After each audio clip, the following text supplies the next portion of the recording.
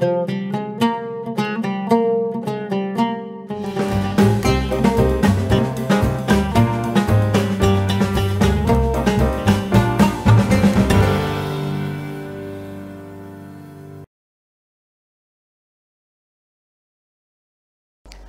Subhanahu wa Ta'ala menciptakan jin dan manusia dalam rangka hanya satu tujuan, yaitu menyembah kepada Allah Subhanahu wa Ta'ala. Menyembah kepada Allah Subhanahu wa Ta'ala bukan hanya berarti hanya beribadah, salat saja, puasa saja, membayar zakat saja, atau hanya haji saja. Akan tetapi makna dari menyembah Allah Subhanahu wa Ta'ala itu berarti sebuah kepatuhan terhadap aturan-aturan yang dibuat oleh Allah Subhanahu wa Ta'ala. Allah Subhanahu wa Ta'ala menitipkan hal jiwa kita, raga kita, juga menitipkan orang-orang yang ada di sekitar kita. Mereka juga bagian dari titipan yang dititipkan oleh Allah Subhanahu wa Ta'ala kepada kita. Karena itulah dimensi Islam adalah sebuah dimensi yang sangat luas, mencapai beberapa dimensi kehidupan manusia, sehingga kita oleh Allah Subhanahu wa Ta'ala bukan hanya dituntut untuk baik kepada Allah, beribadah kepada Allah, tapi juga baik kepada sesama. Islam rahmatan lil alamin hadir di tengah-tengah kita untuk kebaikan kita semua hidup di dunia hingga akhirat kelak.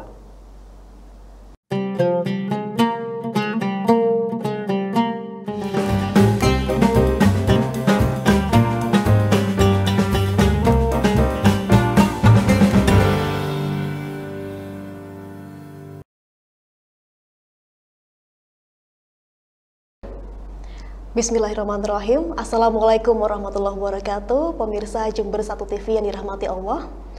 Islam mengatur segala aspek kehidupan umatnya, termasuk hubungan manusia dengan Allah Subhanahu wa Ta'ala, dengan sesama manusia dan alam semesta yang didasarkan pada Al-Quran dan Sunnah.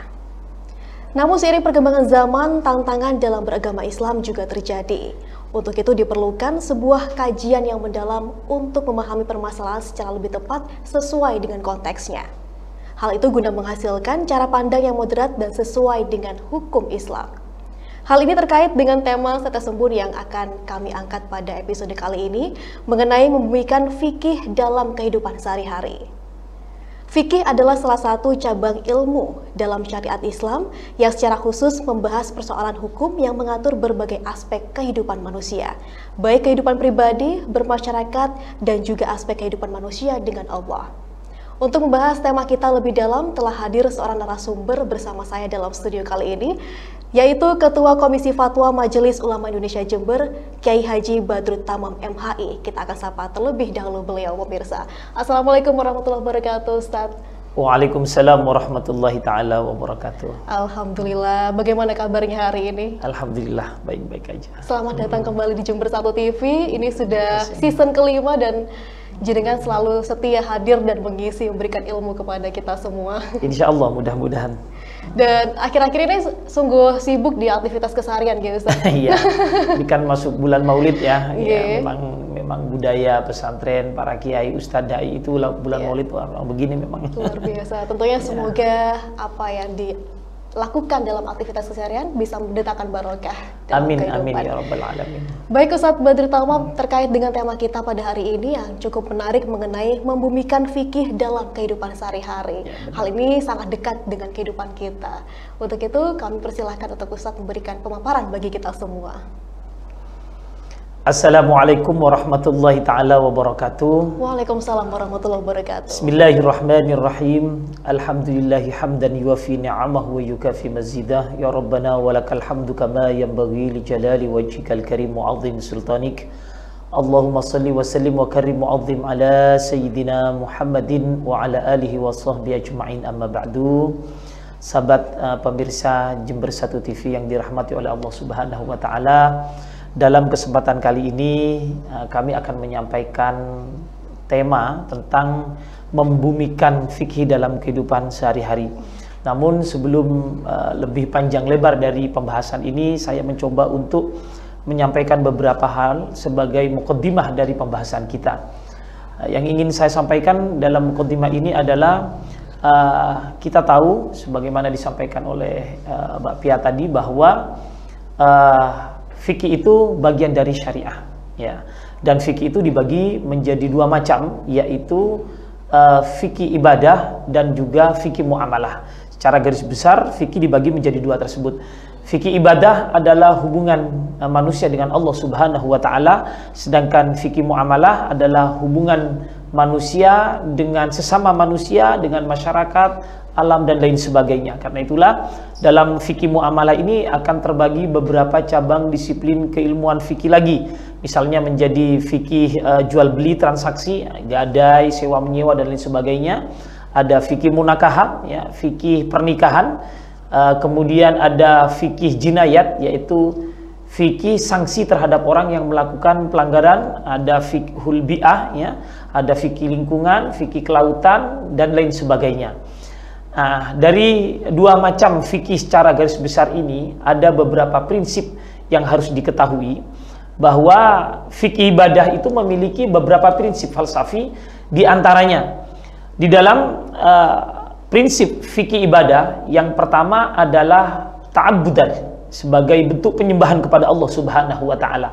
Di dalam beribadah, ya, tujuan satu-satunya adalah menyembah kepada Allah Subhanahu wa taala. Karena itulah apabila seseorang beribadah kemudian dia tidak bertujuan beribadah, maka tidak disebut sebagai ibadah. Misalnya ada seseorang yang melakukan kegiatan dimulai dengan mengangkat tangan, dia membungkukkan badan, kemudian berdiri dan lain sebagainya, tapi dia tidak berniat sholat, ya, ibadah kepada Allah Subhanahu wa taala, maka gerakan-gerakan itu namanya bukan sholat, ya. Ada orang pergi ke Makkatul Mukarramah, dia keliling di Ka'bah, kemudian lari-lari kecil di antara Safa Marwah misalnya, tapi tujuannya bukan untuk beribadah, menyembah kepada Allah Subhanahu wa taala, maka tidak disebut ibadah, ya, disebut rekreasi begitu saja. Mengapa? Karena tidak ada tujuan penghambaan, tujuan menyembah kepada Allah Subhanahu wa taala. Ini prinsip yang pertama. Kemudian prinsip ibadah yang kedua, ya, prinsip fikih ibadah yang kedua adalah tauqifi. Artinya ketentuan ini adalah dogma dari Allah Subhanahu wa taala. Kita menyembah Allah Subhanahu wa taala dan cara menyembah pun itu diatur oleh Allah Subhanahu wa taala. Misalnya saja ibadah salat, yang paling gampang saja kita contohkan adalah ibadah salat. Ibadah salat itu ada aturannya. Kita tidak boleh ngarang-ngarang sendiri. Misalnya melakukan ibadah salat dengan tujuan ingin menyembah Allah tapi tidak sesuai dengan yang telah diatur oleh Allah, maka keliru, tetap keliru. Misalnya dalam sholat itu ada syarat, ada rukun, ada batal, ada sunnah dan lain sebagainya. Ada waktunya, ada rokaatnya. Misalnya saja ada orang berniat ibadah, dia melakukan sholat zuhur tapi tengah malam, ya, melakukan sholat isya di siang hari, subuh dilakukan jam 10 siang. Maka walaupun niatnya ibadah, ini salah tetap, ya, bukan mendapatkan pahala, malah berdosa kepada Allah Subhanahu wa taala. Karena ada aturannya, ya. Rokaatnya pun diatur. Ya, kita berniat menyembah kepada Allah dengan melaksanakan yang namanya ibadah sholat, tapi rokaatnya ternyata kita buat-buat sendiri. Subuh misalnya karena dilakukan fajar, waktu fajar, itu mendekati waktu pagi, kita membuat rokaat sendiri. Ya, samping berniat ibadah, juga niat olahraga, sehingga dilakukan sebanyak 20 rokaat misalnya. Karena di samping itu niat olahraga juga, maka ini salah. Ya. Sebaliknya duhur misalnya, karena dilakukan saat siang hari, panas begitu, ya, kita kurangi. Yang asalnya 4 rokaat, kita kurangi hanya menjadi 1 rokaat atau bahkan separuh rokaat. Ruku, salam begitu. Maka ini salah juga. Ya. Kita beribadah kepada Allah tetap diatur oleh Allah. Namanya tauqifi. Ya. Andai kata ada orang misalkan berniat, ya, puasa, ya, berniat puasa. Aturan puasa itu adalah tidak makan, tidak minum semenjak fajar sampai terbenam matahari, sampai waktu maghrib. Ternyata dia tidak makan, tidak minumnya mulai dari fajar hanya sampai zuhur. Maka tidak disebut puasa menurut aturan agama Islam. Mengapa? Karena prinsip puasa itu adalah tauqifi, diatur oleh Allah Subhanahu wa taala. Kita menyembah Allah dan cara menyembah pun kita juga diatur oleh Allah Subhanahu wa taala. Ini adalah prinsip yang kedua, ya. Prinsip yang ketiga di dalam fikih ibadah itu adalah tidak memberatkan. Sebenarnya cara kita beribadah kepada Allah Subhanahu wa taala tidak memberatkan sama sekali, tidak memberatkan.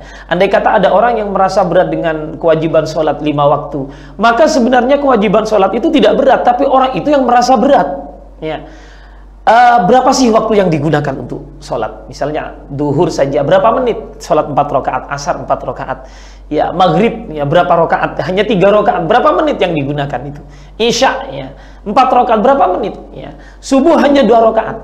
Ada 24 jam yang diberikan oleh Allah Subhanahu wa taala kepada kita, dan kita hanya diminta beberapa menit saja untuk menyembah kepada Allah Subhanahu wa taala. Seseorang yang belum merasakan manisnya beribadah kepada Allah akan merasa berat, ya, akan menjadi sebuah beban beribadah kepada Allah. Tapi seseorang yang sudah sampai pada manisnya merasakan ibadah kepada Allah luar biasa, bahkan kurang dengan kewajiban itu. Ya, kewajiban 5 waktu akan merasa kurang, dia menambahkan lagi, dan Allah memberikan fasilitas untuk orang itu.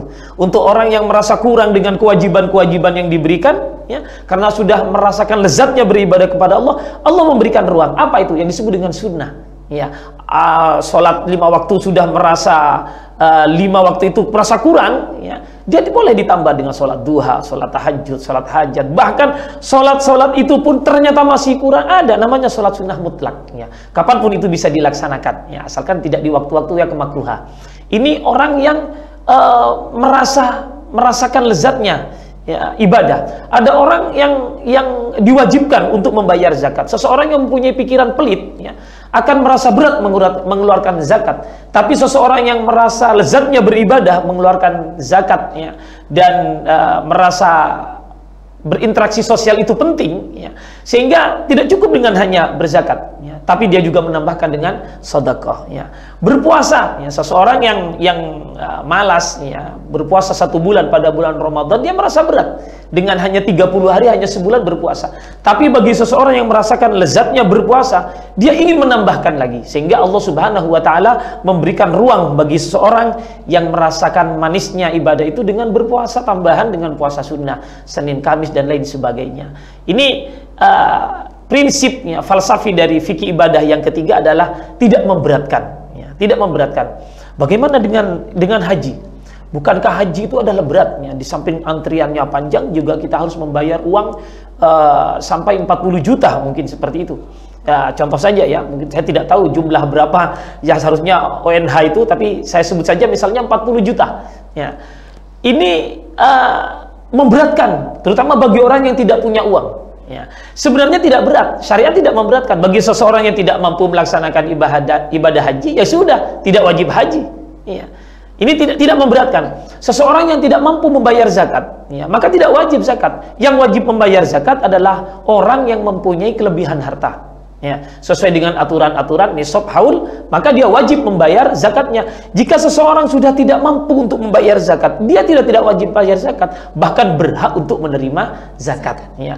Berpuasa, seseorang yang tidak mampu berpuasa karena sakit, karena sudah tua renta, maka sudah tidak diwajibkan untuk berpuasa. Silahkan, ya, membayar fidyah namanya.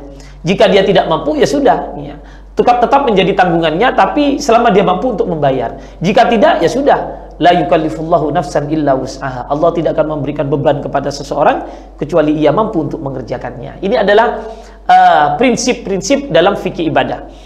Ada banyak lagi berbagai macam prinsip, tapi ini adalah prinsip yang paling fundamental di dalam fikih ibadah. Kemudian prinsip yang paling berpengaruh dalam fikih muamalah, hubungan manusia dengan sesama manusia, dengan masyarakat dan lain sebagainya, adalah maslahah. Ya, maslahah itu adalah kebaikan bersama. Orang yang melakukan transaksi itu adalah bagaimana di dalamnya ada kebaikan, baik untuk yang menjual dan baik untuk yang membeli. Karena itulah di dalam prinsip fikih muamalah, transaksi misalnya tidak boleh ada tipu menipu di dalamnya. Tidak dibenarkan di dalam syariat Islam. Bagaimana jual beli barang itu diformatnya sedemikian mungkin sehingga seseorang menjadi tertipu dengan barang yang dia jual. Ini tidak dibenarkan, ya. Dengan demikian prinsip maslahah adalah menjadi prinsip yang paling penting di dalam fikih muamalah, ya. Kita tahu bahwa kita menyembah Allah Subhanahu wa taala, ya. Sekaligus kita diperintahkan untuk menyembah kepada Allah Subhanahu wa taala, dan ini berarti kita diatur seluruhnya oleh Allah Subhanahu wa taala. Di dalam Al-Qur'an disebutkan wa ma khalaqtul jinna wal insa illa liya'budun. Aku menciptakan jin dan manusia hanya untuk menyembah kepadaku. Menyembah kepadaku itu yang dimaksud juga adalah bukan hanya mengabdi dalam bentuk ibadah, tapi juga mengikuti aturan-aturan yang telah ditetapkan oleh Allah Subhanahu wa taala. Demikian mukaddimah atau pengantar yang dapat kami sampaikan. Silakan dilanjutkan. Luar biasa dan mencerahkan bagi kita semua, Ustadz. Tapi terkadang di tengah masyarakat masih ada beberapa pertanyaan, Ustadz. Salah satunya sering kita mendengar beberapa istilah yang disampaikan oleh para ustadz, yai maupun ulama terkait ada yang namanya syariah, akidah, akhlak, dan juga fikih sendiri. Kira-kira perbedaan dari 4 istilah tersebut bagaimana, Ustadz? Terima kasih, ini pertanyaan yang sangat bagus ya. Memang sering kita dengar itu istilah itu, ada syariah, ada akidah, ada akhlak, ada fikih. Nah, sebenarnya syariah itu lebih umum karena di dalam syariah itu ada akidah, ada fikih, dan juga ada akhlak. Ya, syariah lebih umum sifatnya. Ya, kemudian akidah itu adalah keyakinan, hal-hal yang berhubungan dengan agama yang sifatnya keyakinan seperti tentang ketuhanan, ya, sifat-sifat Allah Subhanahu wa taala, tentang hari kiamat, ya, iman, rukun iman dan lain sebagainya itu bagian dari ilmu akidah, ya, yang sifatnya berhubungan dengan keimanan, termasuk tentang malaikat, para nabi, ya, kitab-kitab Allah dan lain sebagainya, itu bagian dari disiplin keilmuan disebut dengan ilmu akidah.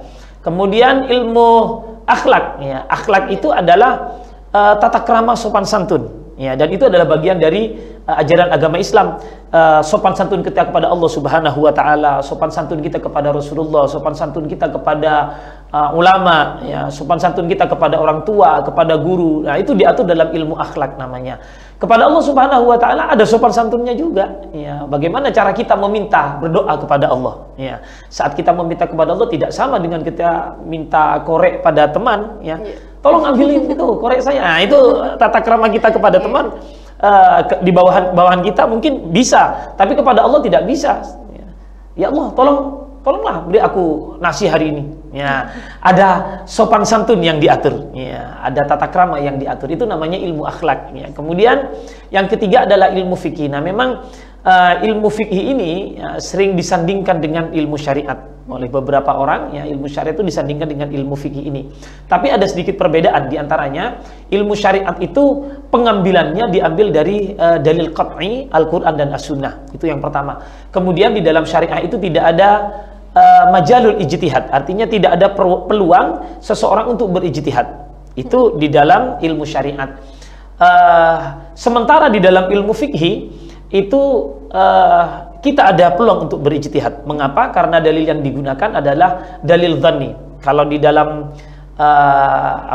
definisi fikih itu sendiri, al-ilmu bil ahkami syar'iyyati al-amaliyati al-muktasabu min adillatiha tafsiliyah, adalah ilmu, ya, pengetahuan tentang hukum-hukum syariat yang berhubungan dengan perbuatan mukallaf, perbuatan seseorang, ya. Apapun yang dilakukan oleh seorang mukallaf pasti, ya, tersorot oleh yang namanya hukum fikih ini. Jadi perbedaan mendasarnya adalah kalau syariat dalilnya itu qat'i, sementara kalau fikih dalilnya dhanni. Ya, kemudian kalau syariat itu lebih umum, ya, sementara fikih itu lebih khusus pada perbuatan orang mukallaf saja.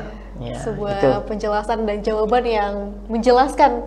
Jadi pemirsa tidak perlu bingung-bingung lagi bagaimana perbedaan dari 4 istilah tersebut, ya Ustadz, ya. Perbedaan fundamental yang perlu dipahami.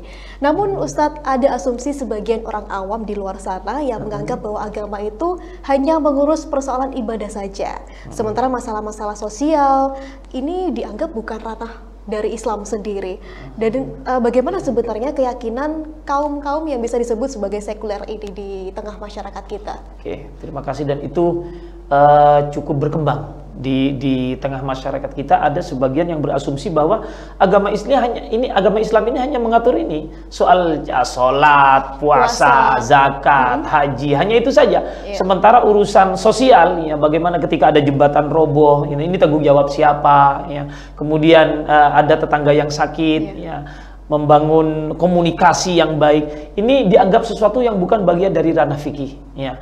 Padahal itu adalah bagian dari ranah fikih sebenarnya. Apapun yang menjadi aktivitas manusia, ya, itu adalah bagian dari sorotan ranah fikih. Apapun, ya. Kita mengangkat tangan begini saja, ini ada hukumnya, ya. Kita berbicara ada hukumnya, kita makan ada hukumnya. Bagaimana hukum makan? Ya mubah, ya. Bagaimana hukum mengangkat tangan ini? Ada hukumnya, ya mubah, gitu. Bagaimana sholatnya? Kalau sholat duhur wajib, kalau sholat duha ya sunnah, Ya, bagaimana hukum mendatangi undangan? Ini kan hukum sosial ya.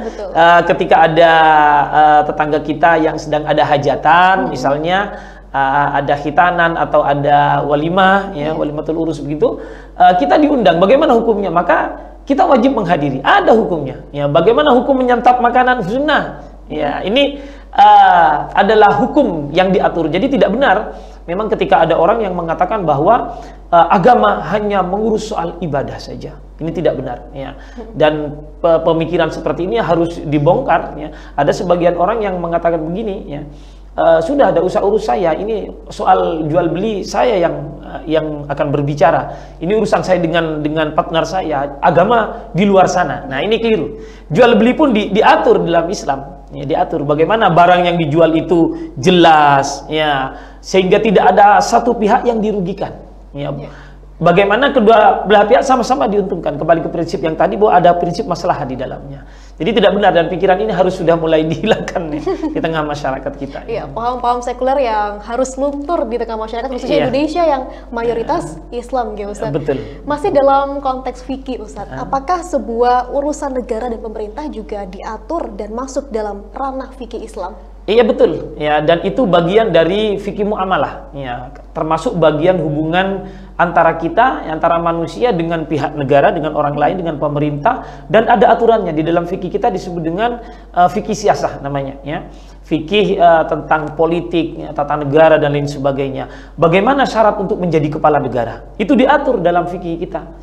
Ya, dia harus seorang yang mumpuni, ya. Dan ada aturan seseorang yang sudah jelas-jelas tidak mumpuni, tidak mampu untuk menjadi kepala negara atau pejabat negara, maka menurut fikih haram untuk mencalonkan diri. Ada seseorang yang secara fisik dia sudah tidak memungkinkan, maaf saja, misalkan dia mengalami disabilitas yang akan mengganggu terhadap kinerjanya suatu saat, ya. Maka dalam hal ini fikih mengatakan tidak boleh dia menjadi pemimpin, ya. Andai kata dia mencalonkan diri, itu tidak dibenarkan, sudah diatur. Bagaimana posisi pemerintah, ya, kepala negara, pejabat, rakyat, diatur. Apa hak dan kewajiban rakyat, diatur dalam fikih. Ya, kewajibannya diantaranya adalah dia harus tunduk terhadap aturan yang telah dibuat oleh pemerintah. Andai kata ada aturan yang tidak sesuai, maka kewajibannya adalah memberikan nasihat, ya, menyampaikan aspirasinya, ya, tapi tetap tidak dibenarkan untuk mencaci maki kepala negara. Tetap tidak dibenarkan. Bahkan di dalam aturan kita, hewan yang najis seperti anjing saja itu tidak diperkenankan untuk dicaci maki. Apalagi sekelas kepala negara, ada pejabat yang dicaci maki, dan itu bukan sebuah solusi, bukan. Jadi tidak menjadi sebuah jalan keluar ketika kita kemudian ada pejabat salah, kita hina, kita bully, kita caci maki, kemudian itu apakah solusi? Tidak, bukan solusi itu. Ya, tapi ada tata caranya, ya, dan diantaranya adalah mendoakan. Ya, memang tidak cukup hanya dengan mendoakan, perlu menyampaikan aspirasi. Misalkan dengan melakukan kita mendatangi wakil rakyat karena kita memiliki wakil, kita menyampaikan aspirasi kita, dan itu dibenarkan dalam syariat, ada tata aturnya. Begitu kompleksnya Islam membalut kehidupan manusia, ya, Ustaz. Betul Bahkan sekali. hal terkecil pun tidak luput dalam fokus Islam sebagai rambu kehidupan. Khususnya dalam ranah fikih tadi. Iya, betul sekali.